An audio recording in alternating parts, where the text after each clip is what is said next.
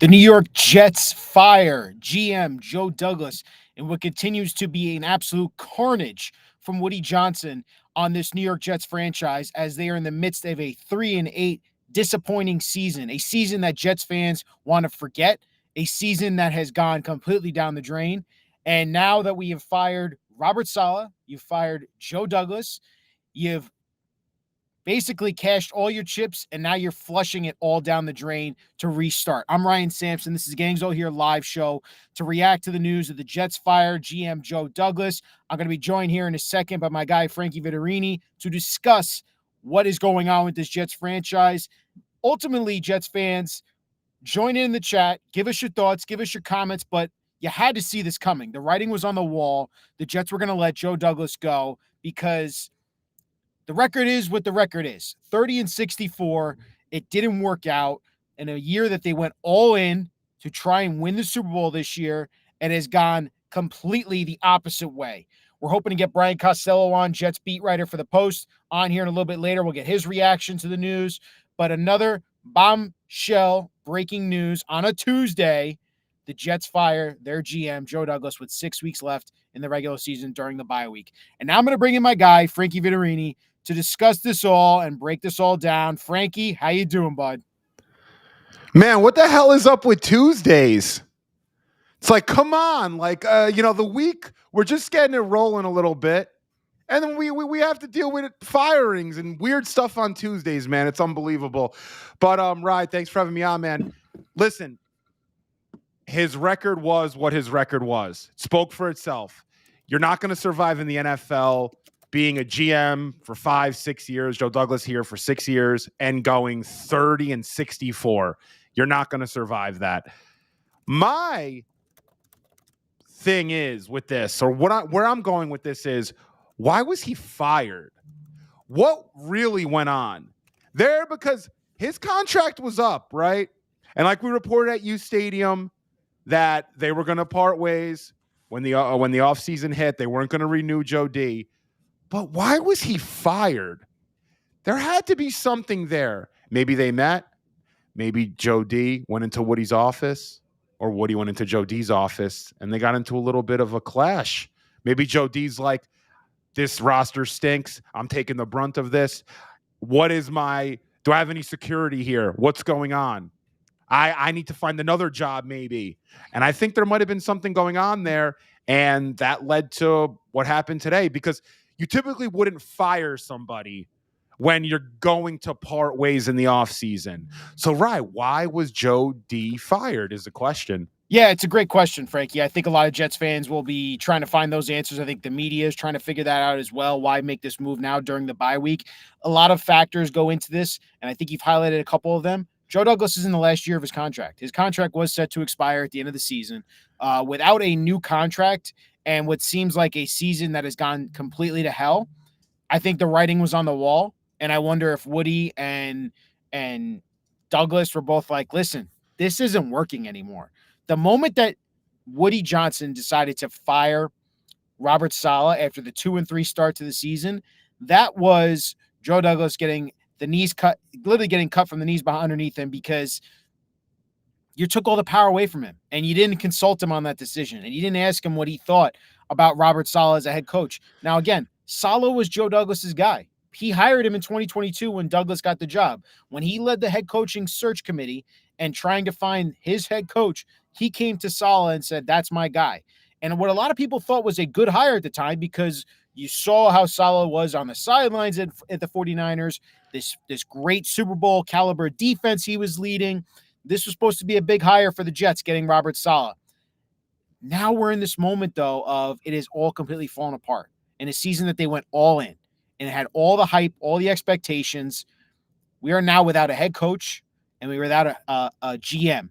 And that is the point the Jets have put themselves in with still 6 games left to go in the season, Frankie. This season is without a doubt the most dysfunctional, crazy, disappointment I've ever seen from a franchise that has a lot of low moments. This is by far the lowest I think I've ever seen them. Absolutely, man. And to piggyback off of what you were saying with Woody overstepping Joe D on firing Robert Saleh and not including him because Joe D wasn't even in the room when Robert Saleh was fired. And Joe D was involved in the hiring of Robert Saleh, if not maybe the most influential person in Florham Park as to hiring Robert Saleh. What about Hassan Reddick? Joe Douglas did not want Hassan Reddick here. Hassan Reddick and his team went against their word and what they wanted to do or what they agreed to do, and they wanted more, and Joe D was against that, and Joe D was fine with not bringing Hassan in, and Woody Johnson stepped in and said, nope, you're making this deal happen. We're going to make this happen. And he might have done the same thing with Devontae Adams.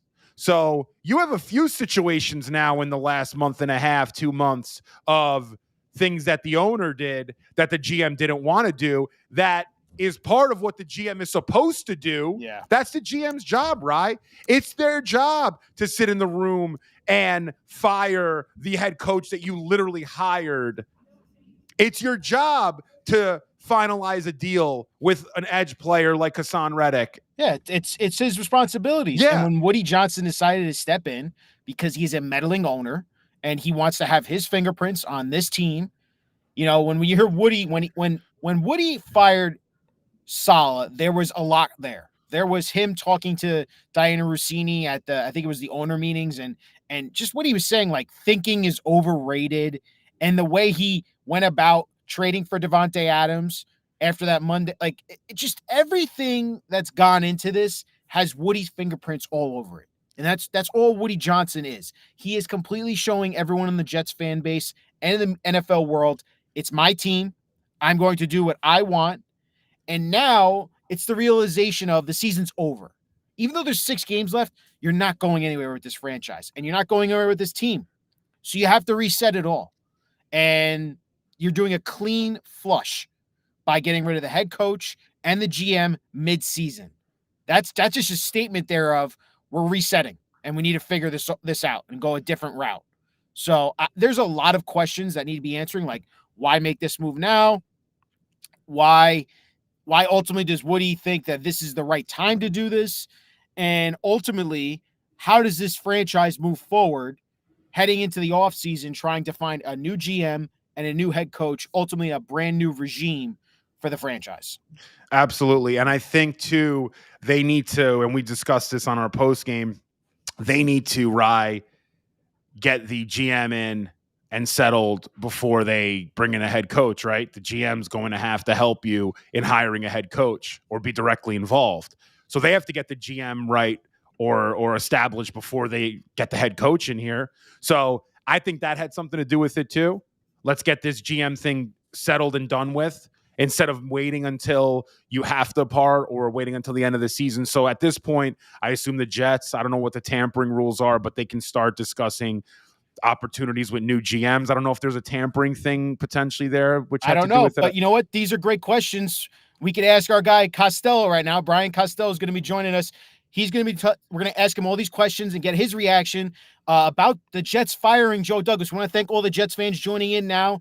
Hit us up in the chat, ask all your questions, give us your reactions. But right now we're going to bring in our Jets beat writer, Brian Costello. Kaz, another Tuesday, another firing for the Jets. How you doing, man? How are you reacting to all this right now? What's up, Kaz? What's up? I'm numb to it at this point. It's the season, one of the seasons from hell here. So it just continues. So ultimately for you, they're making this move in the bye week with still 6 games left in the season. What is your reaction to ultimately the Jets and Woody Johnson deciding, Joe Douglas, we're no longer dealing with you now? Yeah, I mean, someone asked me after the game Sunday if I thought this might happen, and I said, yeah, I guess it could. I don't think it makes any difference, like in the season, obviously. Like Joe Douglas's work is pretty much done for this year. It's just you're just tinkering with the roster at this point and adding kickers and dropping kickers. But I guess Woody just wanted to get a jump start on things, and I'm not going to rip him for that. I kind of get it. They can't. I just heard what you guys were talking about. Like they can't go out and start talking to GM candidates yet. Like that's not going to happen. All those guys, while they're working, while the season's going on, you can't talk to them. I think there's something now. They changed the rule a few years ago where like some guys might be able to interview the last week of the season. I seem to remember a rule like that. I have to look closer at that. but nothing can happen without permission from the teams and all that stuff. So, but I think what they can do is they can now have a meeting, in Florham Park with whoever, Woody, Christopher, Jaime, different people, bring in outside people if they want to bring them in, like consultants, and say, okay, let's start formulating our list so that when that week 17 hits or whenever we can start doing this, we know who we're going to go after. And obviously there's going to be back channel conversations happening that, there would be tampering, but there's going to be conversations with agents and things like that. This way, like, you can't do that if Joe Douglas is sitting down the hall, even if we're all assuming he's not going to be back next year. It's just, you can't do that. They can now have in a glass bowl, meeting room. They can sit there and talk about the next GM because they made this move. So I don't think the timing's a little, it's a little surprising. I thought they'd let him finish out the season, but I sort of get what he's thinking here. Much more than Arsala. Yeah. Kaz, why do you think it ended up coming to a point where it was a firing? I mean, the contract was up at the end of the year. Yeah. Do you think something happened potentially? There was a disagreement. There was an argument. I mean, I'm not trying to make, hypotheticals here, but I mean, look, like, the tension's been high for a while now. Woody fired Rex Hogan in the offseason. That was Woody. Like, he wanted to get rid of the assistant GM position. They didn't replace him. Like, they basically, and that was one of Douglas's right-hand men. Then, Woody did not consult Douglas on the decision with Saleh. So basically, I think Joe has felt like since that move that he's really, he hasn't really been on the job. Like, it hasn't been his job. It's been Woody making the decisions. Woody stepped in with Reddick. So there was that. I do think Joe was the driving force behind Devontae trade. I don't think that was Woody. I do think that was Joe. But yeah, it's felt like he's been a dead man walking for a while now. And it's at the road games, the GM often is in the press box. That's where they sit. So he was there in Pittsburgh. I saw him in Arizona. I saw him, and it's almost been like uncomfortable. Like he's just like, kind of there, and you see the other like Jets front office people, and you see Joe, and it just feels like he's just kind of been, I don't know, along for the ride at this point. And so, like, look, as frustrated as fans are, like, Woody is frustrated. I know everyone questions him, but he's extremely frustrated. And I'm sure he wanted to do something after Sunday's game. And it's like, all right, what's next on the list? Because that was another brutal loss. So Joe is the next one to go. There's not many guys left, for him what to is get like rid the of. Grim Reaper opening doors, Yeah. Yeah. Kaz, you mentioned a great point about Joe and he's seeing the writing on the wall, because after the Saleh firing, he wasn't consulted, to your point. Joe Douglas has been viewed by the media and I think fans as this up and down type of GM. He's had the 2022 draft class, something you cannot take away from his ledger. But then there's the decision to hire Robert Saleh, the decision to draft Zach Wilson number 2 overall, the miss on Mekhi Becton. Ryan, just the Jets just released a statement from Woody. Okay. It's what you'd expect. The only news is Phil Savage will be the interim general manager for the remainder of the season. That makes sense. He's the veteran. The rest of it is thanking him and all that stuff. So I'm sorry. Go ahead. No. I appreciate, like, again, this was the statement to your point, Kaz, what Woody Johnson said. Today, I informed Joe Douglas he will no longer serve as general manager of the Jets. I want to thank Joe for his commitment to the Jets over the last 6 years. Wish him and the family best moving forward. Phil Savage will serve as the interim GM for the remainder of the season. We'll begin the process to identify a general manager immediately in the glass bowl that Kaz identified there. But for you, when you look at the larger picture and what Joe Douglas's record was with the Jets, it was 30-64. He never ultimately built a winning season, but there's been a lot of praise for some of the draft, moves that he's had, the 2022 class.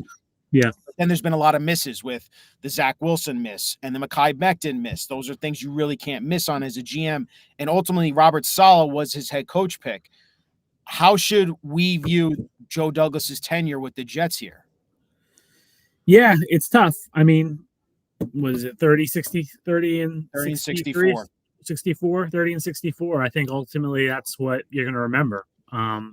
It's the old Parcells line you are, what your record says you are. So I think that's kind of stinks because I think there is more to it than that. And I do think, like, since Tannenbaum, Joe's far and away the best GM that this team has had.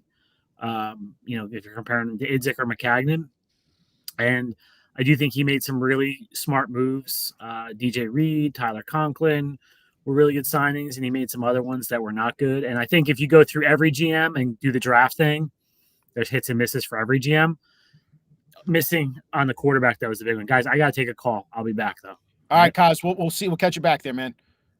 So Kaz will rejoin us again. We'll keep asking him questions, get his reaction to this. So, Frankie, real quick, while we were talking to Kaz there, we got the news Phil Savage is going to be the interim GM. He's had some experience as a GM in Cleveland before. Do you think that this could be potentially maybe a preliminary interview for him? Or is it just, hey, man, just help us get through the rest of the season, and then we're really going full rebuild at the end of the year? Yeah, so Phil Savage, I know a little bit about him. So this is his 6th season with the Jets, and he's in charge of evaluating college prospects and pro prospects, players in the free agency. So he's a actual player personnel guy. He determines and evaluates the total, overall philosophy and grading systems in the player personnel department at Florham Park, and basically he's in charge of it. I mean, he's their top senior football advisor.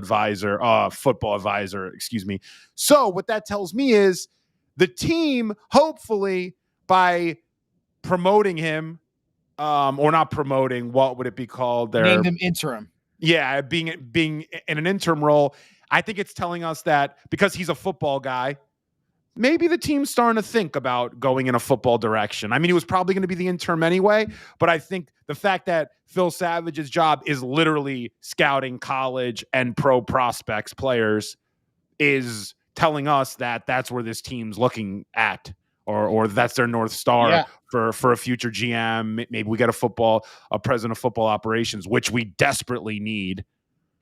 Yeah, I think, Frankie, one other thing I do want to ask you about is what Kaz said there about Joe in the press box and how tense it was. It reminds me a lot when I talked to Kaz before the Saleh firing. I'm not kidding you. A week before, he said at his presser, the presser he had with the media, it was the most tense press conference Saleh's ever had, and you could feel it in the room. And when he says something like this with Joe Douglas a couple weeks in the road games leading up to ultimately his firing, there's a common theme here, man. Yeah. Yeah. Do you remember his comments about Woody Johnson when he spoke to the media the last time? He goes, I just respond to all-knowing Master Woody. I bow down. That's when I knew. And that's exactly to what Kaz was saying. Everything lines up. There's nothing out of whack here. Yes, we're doing a little bit we're assuming a bit. We're making assumptions, but I mean, it is what it is. It started with Saleh and it ended today.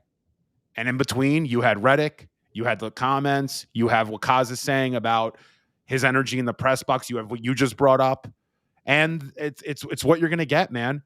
I'm just a little bit disappointed that Joe Douglas is going to end his tenure as Jets GM with a record like 30-64.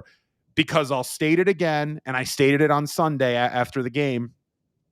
I think Joe D's a good GM. Do I think he's great? No. Do I think he's bad? No, I don't. I think he's good. I think he's a 7 out of 10. Take it for what you want. That's what I think. And I think he does really good things. So the good with Joe Douglas is I think he's very good at evaluating talent and getting high upside players. But on that spectrum, I think that can lead to maybe, I don't want to say low character guys, but maybe guys that don't necessarily fit into a culture. Mm-hmm. Look at Sauce Gardner, for example. Sauce Gardner is a perfect example of a Joe Douglas draft pick. Extremely high upside. You saw the all pros. You saw the lockdown ability. But then you see what's going on this year. So I think that's a perfect indication of how Joe D drafts. Will McDonald, same thing. I mean, you can go down the list. Then you look at him in free agency. I think he's not very good, but you'll get players like DJ Reed, Conklin. He's responsible for the Aaron Rodgers deal. Yeah, I mean, you like, signed John Simpson, Morgan Moses. John Simpson, Morgan Moses, Tyron Smith too. I mean, take it for what you want, but I think he's done some really good things there too. Quincy technically was a free agent, so he's done some good John things. Franco with free Myers was a free agent JFM too. But yeah, again, so but then there's that flip side. So I think you bring up good points. I think he's a very, very good talent evaluator, if that makes sense. Yeah. I think he knows good talent. But the big miss is the quarterback that he has now messed up 2 times, once with Zach Wilson and now with the Aaron Rodgers experience. Now, granted, there's no chance that Woody or any other GM wouldn't have taken that same opportunity that Joe took by going all in for Aaron Rodgers when you hear the news, hey, back-to-back MVP Hall of Fame quarterback wants to come play with my young football team and go all in. Hell yeah, I'm in for that. But you didn't know he was going to snap his Achilles 4 plays into the first season. And that's just bad luck. It's terrible luck. But there's no excuse, though, into this season for completely and savagely taking away the talent from that defensive line group, for missing how many times he has on some of these offensive line pieces that just have not worked out. And ultimately, this is what you're left with, a defense that is devoid of talent, I think, and has had some bad injuries, and an offense that's just been meh and hasn't really taken off ever under his tenure. Yeah, no, it hasn't. And that's what happens, I think, when you're shuffling the deck so many times and you're trying to re-up and redo things. I mean, like you need sometimes to just stay there and have your quarterback be someone that can learn and develop and back him up. I mean, I actually blame Joe Douglas a little bit for the Mike White thing, although it was Saleh's responsibility to really determine who the starter was. Joe D's got to step in and say, hey, Rob, my man, I helped you get a job here, right? Listen to me, go one way or the other. You can't have guys wearing Mike White t-shirts and then you're going to go back to Zach as being like still the franchise guy. I mean, like, you can't do that. That is a flawed way to build culture. Yeah. And that's something no one believes. And that's something I agree, Frankie. That's something this franchise has been devoid of. They haven't been able to build a culture here, no matter what. And it hasn't been a winning culture. It's been a lot of losing, and it's been a lot of accepting of losing. You know, when Rodgers goes down last year, that's on Joe Douglas for not getting a backup quarterback and not addressing it. Going with Zach Wilson was a monster mistake last year. And the decision this year to not beef up your defensive line, let Bryce Huff walk out the door, not, trade away JFM and bring in a guy in Hassan Reddick who was just a absolute headache off the field, and you didn't believe that he wanted the new contract that bad that he would do that type of holdout. That's on you as the GM, and that's affected your record tremendously. Yeah. I'm curious now with the Jets because obviously you want to get the GM in as fast as possible. But on the other side, I mean, this is going to be a difficult scenario because I want Ben Johnson. I am all in. I saw this. No, I'm all in on Ben Johnson. That's it. If Ben Johnson's not a good head coach, I will disappear for a few weeks. No, but I'm all in on the guy. I think he's awesome. I just do. I think he's one of the best offensive coordinators I've ever seen. Perfectly structured. Whatever. I'm not going to get into it. We're going to have a lot of time to talk about that.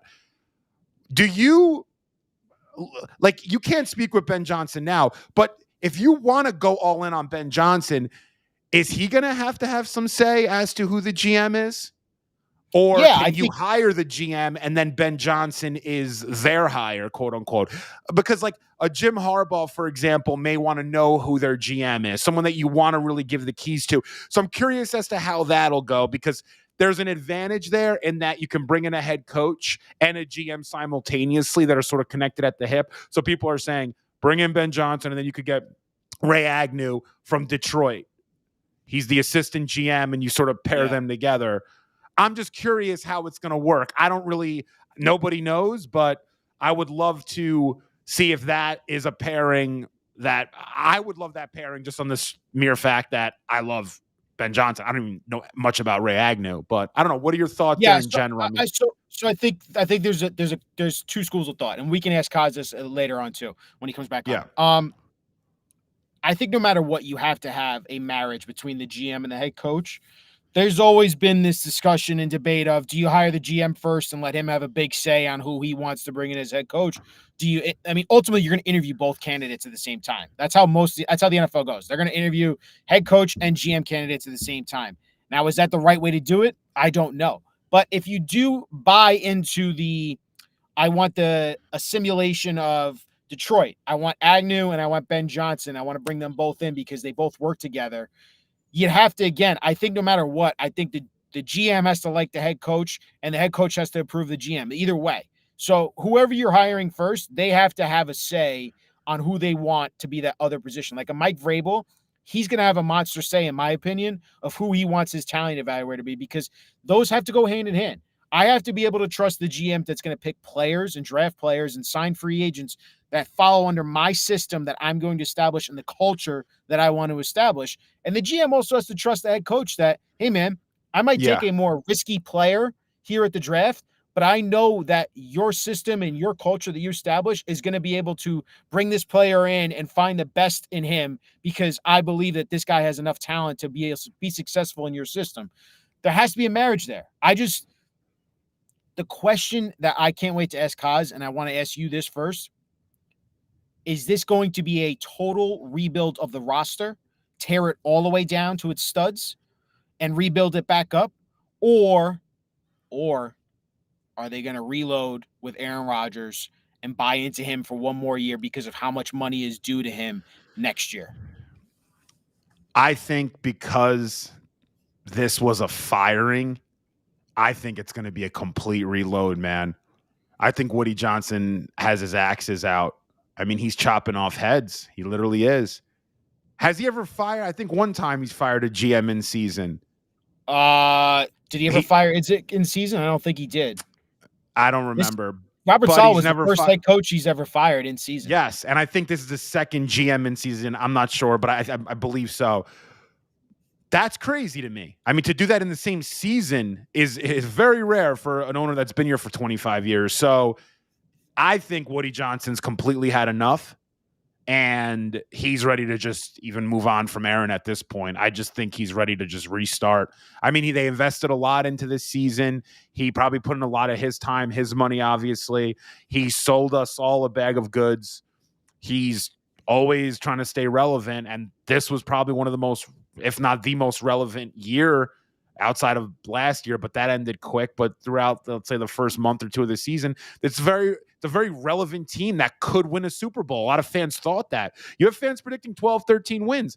The Jets never really have that. Maybe a few years we have in the past, but it's not often. So the fact that we're 3-8 and he now fired the coach in season, fired the GM in season. I mean, there's still a lot of football to be played. I know. That's what's crazy is there's still 6 games left in the season. And even though we're all tuned out as fans, Woody is still keeping the headlines because he's firing guys midseason. And he's I want to keep the conversation going about my team, even though they're no longer going to get considered into the conversation of competing. I find that very interesting because that's only how one Woody other is. Team's done a head coach firing, right? The Saints. The Saints fired Dennis. And and look how it's inspired their team to win 2 straight games now. Nobody's fired their GM in season. So we've now fired our coach and our GM. But I think this is a message. This is a message from Woody that Robert Saleh and whomever's connected to him is gone.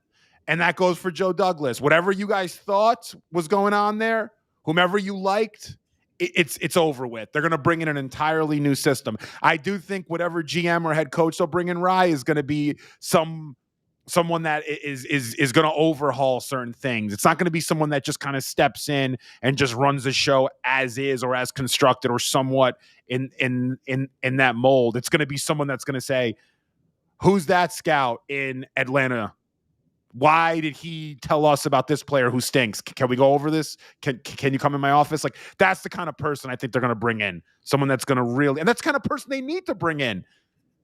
I mean, listen, I don't like the fact that Woody went completely rogue and did all this stuff in season, but this has been one of the most destructive Jets seasons, one of the most depressing seasons any fan has gone through. It's been awful. It's rock bottom, like we've said 1,000,001 times. So with rock bottom comes things that look like rock bottom, and this looks like rock bottom. Yeah, it certainly does. And I think we're going to get Brian Costello back on. Kaz, listen, man, we know we have a lot more questions about you and what you have to answer about this. But the one I just asked Frankie, and I want to get your take on it. The big question, now that the GM and head coach have both been fired, the question is this going to be a full rebuild for this franchise, meaning taking that roster and completely overhauling it down to its studs and rebuilding this entire thing? Or are they going to reload with Mr. Aaron Rodgers, who still has a lot of money still left owed to him? Yeah, I think it's somewhere in the middle. I don't think Rodgers is going to be back, guys. Like, look, we have no idea who's going to be in charge. So I would think Woody's probably going to let them ask their, I think that's the first question you ask probably in the interview is what you think of Aaron Rodgers. And somebody might say he still gives us the best chance to win over Tyrod Taylor or a young guy or, an unattractive free agent. I wrote today, like I would say, if I'm Woody, now we're starting, we're moving on. The piece to me that's hard to figure out is like, okay, if they hire a GM, hire a head coach, is Aaron Rodgers learning a new system, like a new offensive system at 41 years old? Like for 1 year, right? For 1 year, it doesn't seem like that's something he's going to want to do. And they're not like they can't hire someone tailored to Aaron Rodgers. Like they can't do that. So it just doesn't make sense. I think you rip the Band-Aid off. $49 million, I know sounds like a lot. It's kind of becoming more normal. Teams are doing it more. Like Russell Wilson was one, and I think there's been a few others where they've eaten the money. It's really not that crazy on the Jets cap. And, is it a complete rebuild down to the studs? That's the question the GM has to answer. Because if you're talking about that, then you're talking, do you trade like a Garrett? Do you trade a Sauce?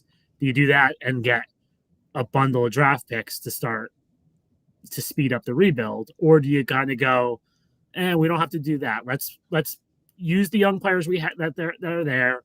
Yes, it's probably not going to be a great season in 2025. Let Tyrod Taylor be the quarterback, whether you draft one behind him or Jordan Travis gets a chance behind him, and then try to get to 2026 and speed it along there.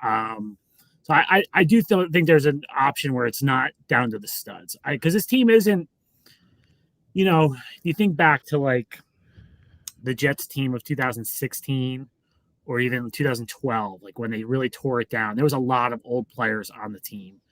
There's not as many on this one that I think like you have to get rid of and tear it down. I do think there's some good young pieces on this team, and they can sort of build around them. But to me, the Rodgers question, I would move on. Kaz, let me ask you something. Fundamentally, what do you think the issue is with the Jets as a franchise? Do you think is it coaching? Is it everyone's like, oh, replace every scout? That's literally impossible. Like, I don't know. Like, is there like any short-term solution? Is this like, are we just unlucky at times? Are we overreacting? Is it New York? The pressure? Like, there's got to be. I don't know. Maybe it's everything, but like, what is it that is wrong with the Jets? I mean, they stacked a lot of bad decisions on top of each other for a decade, right? Yeah, to cover up for other bad decisions. A lot of bad decision making from like 2000. I'd go 2011. I thought Tannenbaum and Rex kind of lost their way after the 2 championship games. And made some bad decisions, and then since then it's been a lot of bad decisions on top of bad decisions. Now, I thought Douglas and Saleh were the best pairing that this team had since Tannenbaum and Rex. It just didn't work. They didn't get the quarterback right. I mean, and ultimately, like you see it, man, the quarterback is everything. Like Washington, God bless Dan Quinn. I'm sure he's a great coach and he's doing a great job. He got a freaking quarterback, right? D'Amico Ryans, sure he's a great guy. Sure he's a great coach. He got a quarterback like that. It's the quarterback. Like to me, and 2 good offensive coordinators they have too. Our OC's but you know what? The OCs look good when you have a good quarterback. That's true. I don't think Slowick would look this good without this route. To me, it's all about that position. Yeah, and maybe I'm simplifying it, but it's everything. And like if you just got to get that right at some point. And I feel like if you're not solid at the other spots, if you're good at quarterback, it just covers up a lot. And the hard part with Douglas is like I go back and I think Ryan, we've talked about this. What decisions would you change? Yeah. Zach Wilson was a terrible pick, but like what what would have been the better decision at that time? I think the ultimate decision would have been to keep Sam Darnold, right? Exercise the 5th-year option, and then in that loaded draft class of other talented players, you go with a Micah Parsons, you go with a Jamar Chase at that point, and So some I just people said asked. Penei Sewell, but yeah, Penei Sewell. it was a foregone conclusion we were getting Zach, though. That was like, So you're saying, Ryan, take one of those guys at number 2, or you're saying trade? Trade back and load up So more picks. I poked around on this recently, and Yeah. there was not one offer for that pick. Wow. They couldn't Really? get any. And I was like, well, what about San Francisco? Because San Yeah, Francisco from 3 to 2. and the Jets were stunned when San Francisco made that trade, because so the Jets and the 49ers had been talking about Darnold. That was one of the destinations they were going to trade Sam to. And at one point they said, well, what about the number 2 pick? Are you guys interested in that? And the 49ers said no. And then they turned around and traded for the number 3 pick like a little bit later, and the Jets were stunned. So I don't think that we all kind of throw it out as an option. I don't think it was an option at the time. So, and Sam, like if they kept Sam, that team was a bad team in 2021. It was going to be a bad team. It would not have worked. Sam looks good when he has Justin Jefferson and he's got a good offensive line, or a Christian McCaffrey. 100%. Like it wouldn't have worked. Evan O'Connell. Great. So like, yeah. So I guess like, yeah, you can say, I just don't see, there's nothing I'm like, wow. It's not like McCagnon taking Jamal Adams over Patrick Mahomes, right? Like it's like, that's like, that was a bad decision. There's nothing in that draft where I'm like, oh, he really screwed that up. And then the Aaron Rodgers trade, like, yes, there was a risk there that he was going to be old and come in, and he had a bad season in Green Bay, but I thought that was a good decision. I thought it was, so like, it's hard because you go back over the decisions and you're like, there's not a lot where I'm like, oh, he really messed that decision. One decision I didn't like, but I understood it, was drafting Mekhi Becton over, say, someone like Tristan Wirfs. But Tristan Wirfs went like a bunch of picks later and was slated as either a left or right tackle. But he was considered a right tackle at the time. Yes. No, and look. And Mekhi was good his first year, though. Yeah, like if Mekhi kept in shape, he would have been good enough, I think. And that one, I'm not excusing it. They messed that up. I do think where they got hurt in that year was COVID. Yes. I don't think they had enough time with Mekhi to figure out that Mekhi maybe had some maturity issues.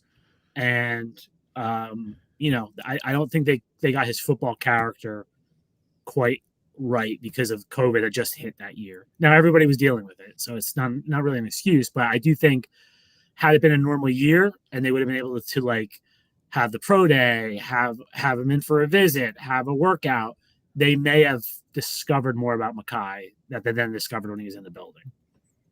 Cause you talked about the quarterback and how important it was, and they did ultimately miss on the 2 big ones with Rodgers and Wilson. But I think 2 things that a lot are going to remain on this ledger for Joe Douglas was last year choosing not to get a backup quarterback after he went down 4 plays in. And then this year, how he's completely ripped away that defensive line's talent. It's affected that defense and how they were supposed to be able to enforce their will on opposing teams. 2 things that just have really affected how this team has played in the last 2 years.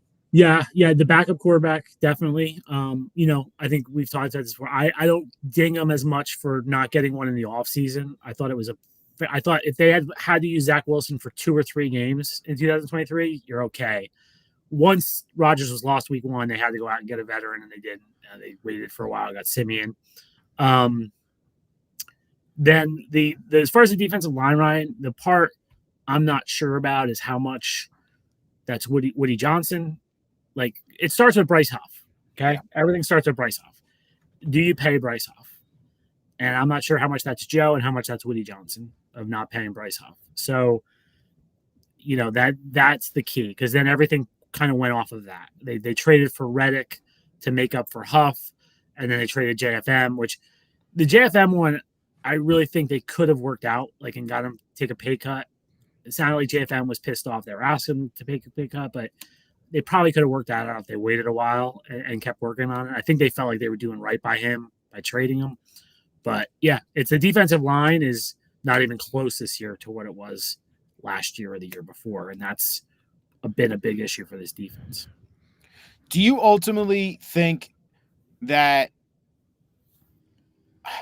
I don't know how to say this. Are the Jets going to regret firing Joe Douglas and not trying to give him another chance at this because of the talent that we talk about on this roster so much?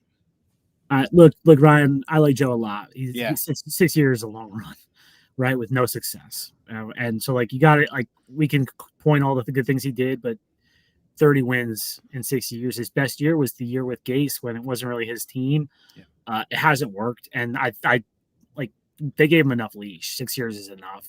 I mean, this is sort of the only other guy I can think of who was a GM this long without having any success was Matt Millen with the Lions 20 years ago.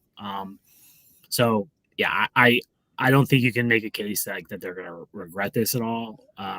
You know, I don't know if Joe gets a second chance somewhere. I think he'll go be a scout with, Ravens, Eagles, somebody that he's got a lot of friends in the league. He'll land on his feet. I'm not sure he'll ever have the number one job again, but we'll see.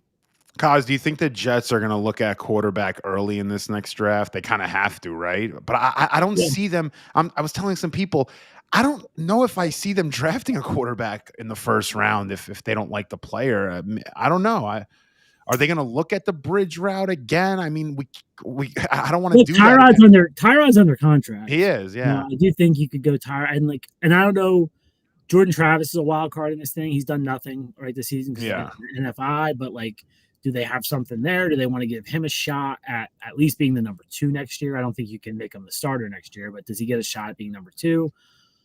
Yeah, I don't know. I mean, I think if you had to place a bet on it, you would say what? Like Tyrod will be the starter next year? I would be Tyrod week 1 starter. Yeah. Yeah. I'm not sure. I'm not like this. We're really, really early in the draft process, right? Like this is,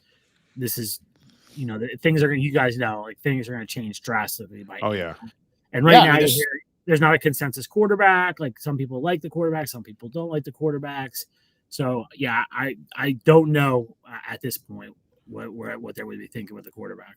And let's not forget, they still have 6 games left in this season. So they could end up anywhere here in the draft order, depending on how they finish this season. Right. We were saying, though, with 6 games left, I think depending upon how Rodgers plays in those 6 games, although I'm starting to lean towards him not being here, Woody might convince himself otherwise. Yeah, that's the other part of this. You cannot be fooled by these 6 games. Like this is. I agree with that. This is September baseball, right? But like don't get fooled. Like the Jets have done this before. Oh, Geno finished really well. Like, remember Sam Darnold? I was telling Ryan. Remember when Sam Darnold the last 4 games this season he was number 1 in QBR. He had that game against the Packers. Everyone was like, "Oh, he's great." And Gase's first year, they finished pretty well. And it was like, "Oh, they're building for the future." Like there's no such thing as momentum from one season to the next. And like, don't get fooled by this. Would be my caution to Woody. Like just. Yes, we've seen enough already. We've seen enough. And then one other point, guys, because I was talking to somebody, we were talking before about like what the Jets can do. Yeah. So they can't talk to GMs who are currently employed by NFL teams. They can talk to guys who are unemployed right now. So if there's somebody, even if Joe D was still hired. Well, no, if Joe D was they wouldn't do that to him. That's the point of moving on from Joe. Okay. Is they can now if they wanted to talk to a GM that's on TV or a GM that's just out of the league right now, they could talk to them. And they can also like start formulating the head coaching list. Like it really made no sense to do that with Joe, right? If you weren't keeping Joe, how do you start forming that list of head coaching candidates? Kaz, one thing that I think's been thrown out, and I had asked you this last week, and you pushed back on it because you said there's not really many examples of this, but could the Jets go with a route of, if it's not president, vice president of player football operations, who is football czar? This seems to be a popular thing. I wouldn't rule it out, Ryan. I wouldn't rule it out. I just, I struggle to find where it's worked. Right, like the only ones I could think of are like Parcells did it in Miami. Didn't because then he had Jeff Ireland under him. Holmgren did it, I think, in Cleveland, right? Like what? I don't know why you need that. I guess is my question. It's like if you're hiring a good GM, I agree. The GM should be able to do the job, right? Like I don't know why you need that extra layer there. I think what a lot of, and this is from content creators, fans, whatever you want to say, their push to this is because they're tired of seeing Woody being so dysfunctional as an owner, and possibly the president and Jaime giving bad advice to Woody on what future moves they should be making. Fire this guy, hire that guy, go with this coach, go with that quarterback because his uncle is the owner of JetBlue. Those type of decisions being made that they're not getting real football advice from the president of the New York Jets at this point. Yeah, I don't think that's really fair to Jaime. I don't think Jaime's making those kinds of decisions. I think Jaime's more of, dealing with the business side of things. But I think the GM is the one. I think Woody needs to hire a GM and let him GM and not get involved in the decisions and stay out of it. I could see like bringing someone in to help with the search for sure. Like, I think that's a good idea. And I'm, not Charlie Casserly, but like, I do Or think Peyton like, Manning, please. yeah, I do think like some of the names that people have thrown out as like a president, like if you want to have them as help you with the search, that could make sense. Something else I was saying to people too, Kaz and Ryan, was everyone wants Ray Agnew. And now this Mike Martin's a hot name. He's the director of scouting for Detroit.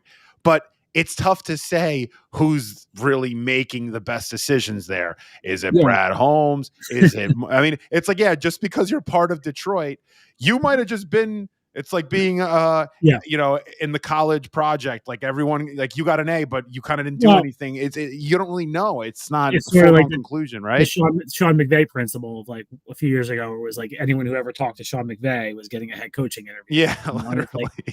Well, and I remember like when Mike McCagnon got hired, right? Mike McCagnon was sort of a mystery man. And I remember talking to people in Houston. And I'm like, well, what does he get credit for? And they're like, yeah. And I'm like, you could tell me that he was the one who said JJ Watt. Right? Like, there's not a lot of examples where like one guy, did that. So, and like Joe D's big thing was Flacco, right? Yeah. Like he got the credit for Flacco, bringing Flacco to Baltimore. But like, it's hard to know exactly. It's hard to know who gets credit for what and blame for what. Ultimately it's the GM's call. And, I just think they have to hire somebody they think is a smart football guy who has good recommendations from people or girl. I won't say just guy, because Jackie Davidson, she worked for the Jets for a long time. I think she's a candidate for jobs. And there's a woman in the Cleveland front office whose name is escaping me right now, but I think she interviewed last year. So, I just, it's hard, man. It's hard. Like, because there's been so many hires where you're like, this is like Douglas was the guy. Yeah. He was the hottest GM candidate going when the Jets hired him, right? And he didn't want to come here originally, right? We had to keep. Gase had to drive to his house and beg him. Yeah. And then Jimmy Sexton had to get 6 years out of Woody. So he got a big contract. He was the highest paid GM at the time. And so, I think the Saleh hire was, everyone thought that was a great hire. Yep. So, random name. What's going on with, and this is just in my own head, but I always love this guy as a GM. Thomas Dimitroff. Is he's been out of football for about 4 years now? Yeah, he's working for like a like an analytics company. I want to say, like, I saw him at the owners' meetings 2 years ago. Talked to him for a while. Is he trying to get back in? I don't know. I mean, usually these guys always want to come back in. So I do think he's a possibility. I do think they could, I think he's worth interviewing for sure. Yeah. Because like he had a lot of success in Atlanta. It didn't end well, but he got them to a Super Bowl and he made a lot of good moves there to build that team. So I think that's a good name to pick. And before that he was in New England. Yeah. Yeah, which the New England, we always talk about the New England coaches not doing well, but the New England GMs have had some success. Definitely. So, I always liked him. Every time I heard him speak to and talk about the process, it always made a lot of sense to me. Just seemed like he knew what he was doing. And that's the sad thing with Joe D. Whenever I listen to Joe D, he's probably the only person there that when he speaks, I'm like, I feel good. Like, it makes sense to me what he's talking about. It gives me confidence in what they're doing. But I can't say the same for Saleh. I can't say the same for Albrecht, blah, blah, blah. When he speaks, and it's unfortunate, but it was sort of the reality. You can't survive 6 years, 30 and 64. There's just no way to slice it, unfortunately. Sometimes that's life, right? I mean. Yeah. No, like I said, it's hard to criticize the move. It's, he had a long time. For you, Kaz, or not, I shouldn't say for you, for what you're seeing here, firing Joe Douglas, firing Saleh, completely wiping out this leadership regime, is that signaling possibly to Aaron Rodgers, we're going in a different direction here? And even though we know there's a lot of money here, and you said he told you face to face, he's like, yeah, I think so. I want to play next year. Is that a signal from them and Woody Johnson saying we're going to be going in a different direction here?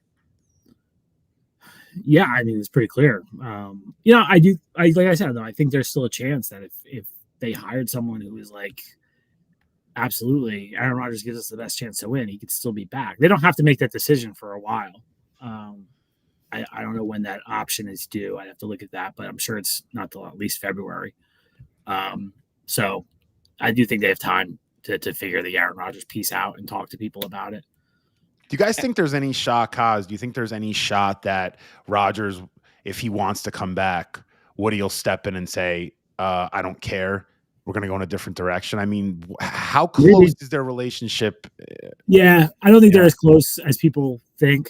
I feel the same way. Yeah, I think Woody's kind of tired of it. And Woody, Woody is very much like a fan. Like, he very much sees things like a fan. So he sees what's going on every week and sees the production.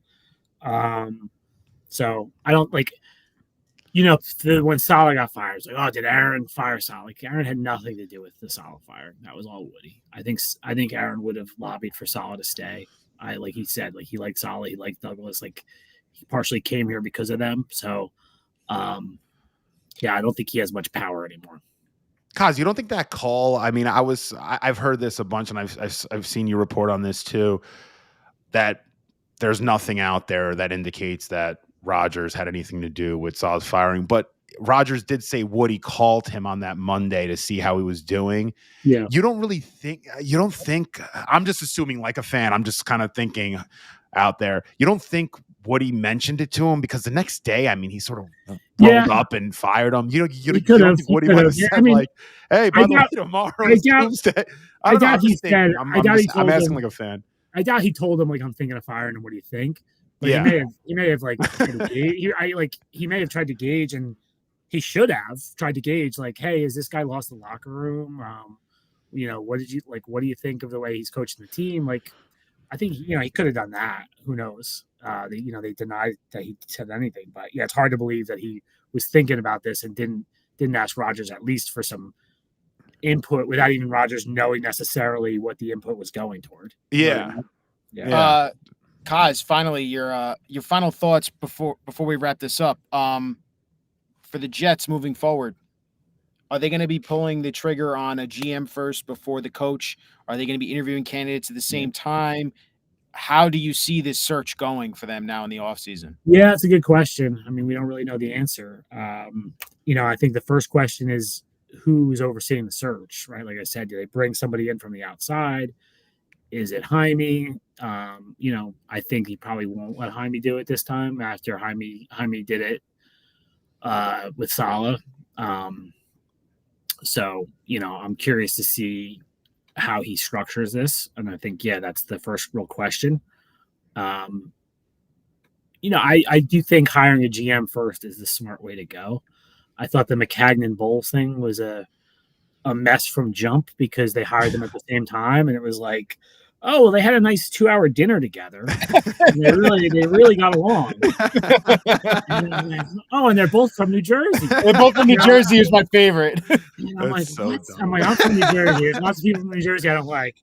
And like and Todd and Mike, that was a strained relationship for almost the entire time they were together. So I would hire a GM and let the GM hire the coach. I understand they sort of have to be on the same track speed wise. And if they want to do the first interviews with guys, and I think one of the great things now, like post COVID world, is like stuff like this, we might not have done in 2019. Same thing like coaching interviews. They can bang out a bunch of coaching interviews by Zoom if they want to do it with like 20 guys before they hire a GM. And then the GM can watch those interviews and say, okay, let's do an in-person with these 5, or they can do that at first, do a bunch of Zoom interviews, and then the GM can ultimately make the call. I think that's probably smart. just because, like I said, I just don't think hiring them one without the other, like knowing each other, that doesn't really work very well. And my last question: could we see a possibility of the Jets doing this marriage of the GM and coach possibly coming from the same situation where it could be the Lions with Agnew, Johnson? Could they be attracted to doing something and pulling the trigger on something like that? Yeah, why not? I'll give you the Chiefs, Matt Nagy, Ryan. I knew you were right? going to do that. I knew you were going to do that. I'm not so against Matt Nagy. I know Ryan. It's like showing him a ghost or something. But yeah. So no, I hey, think he's good. Yeah, I do think you could pluck two guys from a successful organization and go that way. Why not? Yeah, the reason I again react to the way Kaz saying about Nagy is what he said before to us. It's the quarterback, the greatest quarterback we're probably ever watching play in Patrick Mahomes. I'm going to listen to him say, yeah, Matt Nagy's a good coach.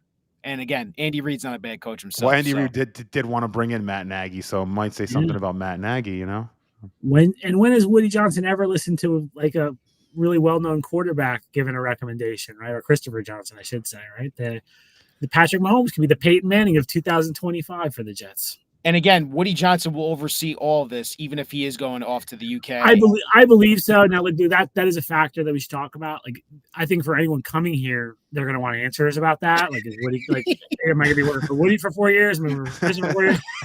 I don't think Woody's going to be here, right? Like, last time he didn't leave until August. Like, this isn't this. Like, and I'm going to imagine the confirmation process is going to take a while for all of Trump's appointees. So, it was this summer last time, so he'll be here. So I would think he'd oversee it. I do think there's a question for everyone of like who's the boss going forward, and Woody's gonna have to answer that. Kaz, was he living exclusively in London at the time, Woody, or was he back and forth? Here. He was here. Like he was here. I used to see him. He used to go to games too. Yeah, every once. He used to come to games. He was mostly in England, and look, Woody was involved. Like any big decision, Woody's still going to be involved in. It's just the day to day, he's not going to be here. And even those crappy jerseys. He's not going to be so involved with every little thing like he is right now. But he'll still be involved in the big stuff. So. Well, Kaz, we thank you, man. Feels like we do this every other Tuesday or every Tuesday once a month. The Jets decide to make some news. They didn't do it at 10 a.m. this time, but we appreciate you, man. All right, guys. We're looking forward to seeing how you're going to cover this going down the line here. Kaz, you're the man. Forward to talking more, man. Thank you. All right, take it easy, guys. Later, man. That was fun, man. Yeah, that's fun. Great insight. Listen, you could ask him whatever you want. He's going to tell you how he feels or what he's reporting and what conversations he's had with guys. My Italiano paisano there, Kaz, man. We get each other going a little both bit. Both from New Jersey. Yeah. Both from Frank, Queens, bro. Both from Queens. Yeah, for real. Final thoughts for you, man. The Jets deciding to fire the GM, and now we are officially in the where do we go from here? We're gonna tear it all. Are we gonna tear it all down? Are we gonna like how's this all gonna go? Man, dude, I think this is either gonna go really well or really bad, which I kind of like. I feel like we're putting all our chips on black or red. I don't know. And it's probably not 50-50. There's probably like 30-70. But actually, it probably is more like 50-50. I think even if it goes really well, it might take some time. But I think this is what the team needed at the end of the day. Like, listen, I like Joe D, but I totally get people, and they're right, rationally speaking. I'm being emotional about my like for Joe D, and I would have been fine if they gave him a new deal. But rationally, it's probably not the right way to go about it. I think, Rye, if you're going to do it and you're going to rebuild and you're going to restructure and you're going to tear it all down, this is how you have to do it. Not to say firing your coach at 2-3 when you're playing for the division lead, when your best coaching schemes come against that team. It's probably not the best thing to do. We should have Saleh probably coach against the Bills. But regardless, and your GM, you fire him when his contract's up. Like, you couldn't have waited a month. That's the thing. You couldn't have waited a month and a half. He didn't want to wait. How long I got to wait? It's like he didn't want to wait. And it's interesting because Woody's not that person. Doesn't fire in season. Woody likes to not be, he doesn't want to look like the bad guy. But I think by doing this, he sort of looks like the good guy because he's telling the fans and he's listening to what everyone's saying online, what we're saying, what everyone else is saying. This team needs to break it all down, tear it apart, blow it up. And it's blown up. Like, this is it. Rodgers is sort of the last piece. So if you do like that Grim Reaper meme where they open the doors, I'm going to make a meme. I'll probably sure someone's doing it. You know, you start with Saleh, Hackett, Joe Douglas, and Rodgers is the last one. Once Rodgers is out of here, you're starting from scratch. I just love that 6 weeks ago after he fired Saleh, Woody said, "This is the most talented roster I've ever seen in my life." And now you just fired the architect for said roster. That is a very, very good point, or interesting. You literally said it's the best roster we've ever had. And then you fire the very guy who put together that roster.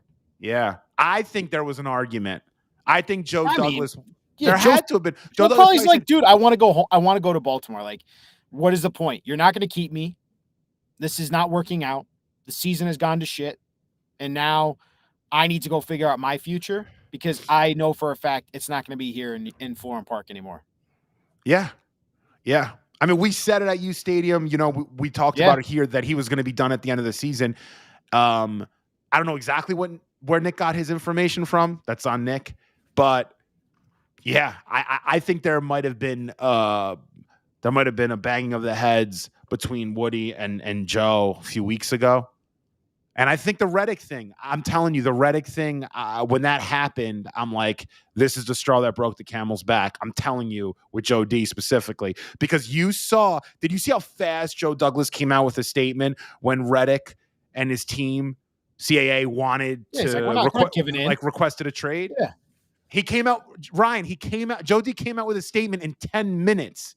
He didn't even think about it. That's like, F this guy and F CAA. And he's actually repped by CAA too, which is interesting. But you know what? Something else, Frankie, that I'm gonna miss about Joe Douglas as GM is there were no leaks in his front office. Ever. Like the Rex Hogan, I think, was the leaks for the Diana Rossini, and like the coaching staff was the leaks for her story with The Athletic. But like Joe ran a tight ship when it came to that. Like when he traded Jamal Adams, you had no idea he was working on that with the Seahawks, and he was going to get 2 first-round picks. That came out of nowhere.